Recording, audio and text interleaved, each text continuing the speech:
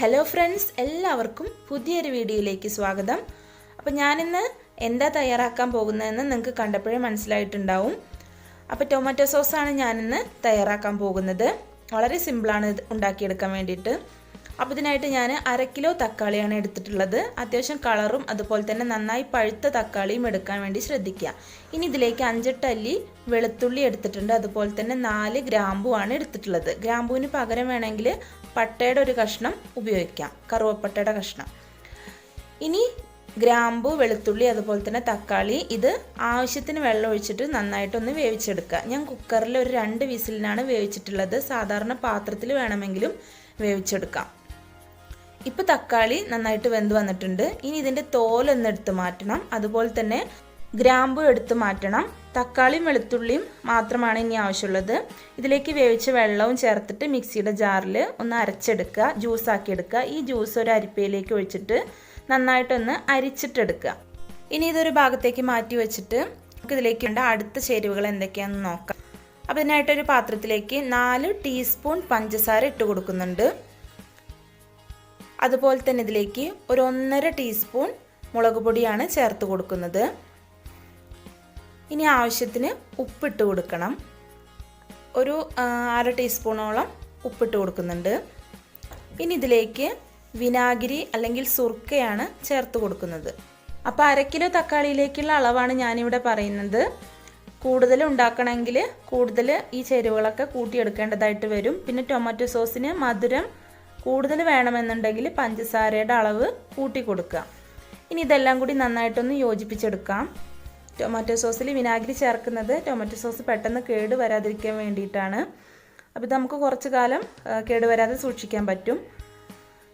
ഇപ്പോൾ ഞാൻ തക്കാളിയുടെ ജ്യൂസ് ഒരു പാനിലേക്ക് ഒഴിച്ചിട്ട് ചൂടാക്കാൻ വെച്ച് കൊടുത്തിട്ടുണ്ട്. ഇനി ഇതൊന്ന് ചെറുതായി തിളച്ച് വരുമ്പോൾ ഇതിലേക്ക് ഇപ്പോൾ നമ്മൾ തയ്യാറാക്കിയിട്ടുണ്ടായിരുന്ന ആ കൂട്ട് ഒഴിച്ചു കൊടുക്കുക.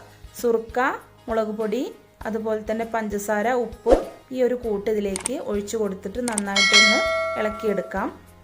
എന്നിട്ടൊരു 5 മിനിറ്റ് തുറന്ന് വെച്ചിട്ട് തന്നെ ഫുൾ ഫ്ലെയിമിലിട്ടിട്ടൊന്ന് തിളപ്പിച്ചെടുക്കാം. എന്നിട്ട് നന്നായിട്ട് തിളയ്ക്കുന്ന സമയത്ത് നമ്മൾ തീ ഒന്ന് കുറച്ച് വെച്ച് കൊടുക്കണം.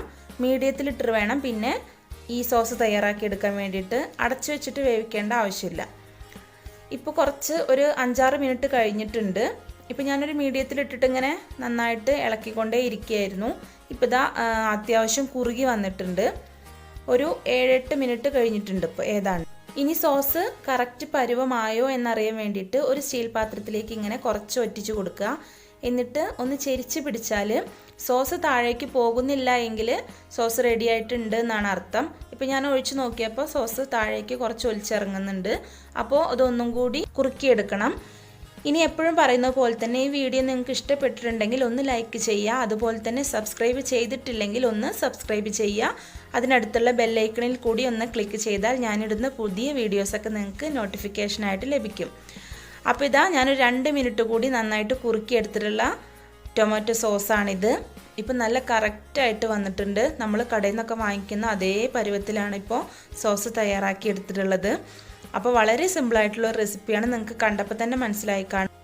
ഇനി ഈ സോസ് ഒരു കുപ്പിയിലാക്കിയിട്ട് നമുക്ക് ഫ്രിഡ്ജിൽ ഒരു 6 മാസം വരെ സൂക്ഷിച്ച് വെച്ചിട്ട് ഉപയോഗിക്കാവുന്നതാണ്. അപ്പോൾ നമ്മൾ ഫ്രൈഡ് സ്നാക്സിൻ്റെ കൂടെയാണ് ഈ സോസ് ഉപയോഗിക്കുന്നത്. അപ്പോൾ എല്ലാവരും ഇത് വീട്ടിൽ ട്രൈ ചെയ്ത് നോക്കണം. വീഡിയോയെ പറ്റിയുള്ള നിങ്ങളുടെ അഭിപ്രായം വീഡിയോയ്ക്ക് താഴെയുള്ള കമൻറ്റ് ബോക്സിൽ ഇടാൻ ശ്രദ്ധിക്കുക.